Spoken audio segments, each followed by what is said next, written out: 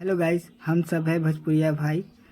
तो मैं आप लोग के सामने एक गाना गाने जा रहा हूँ, वो है भोजपुरी।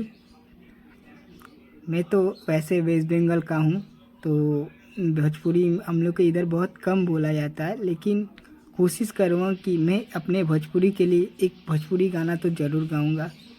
अगर अच्छा लगेगा तो थोड़ा सपोर्ट कर दीजिएगा। और वो अक्षरा सिंह के लिए ही गाना है।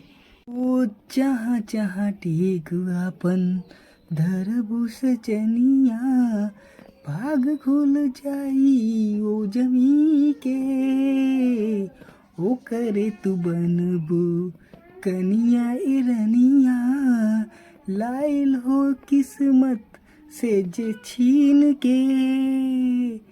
तोहर नैया के देहिया पना सा चढ़ल, दिल के रफ्तार हद से भी आगे बढ़ल।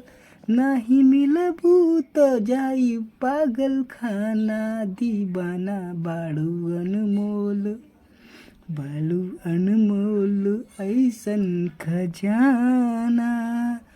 तोहर जोड़ा ना दूसर जनाना ए जाना।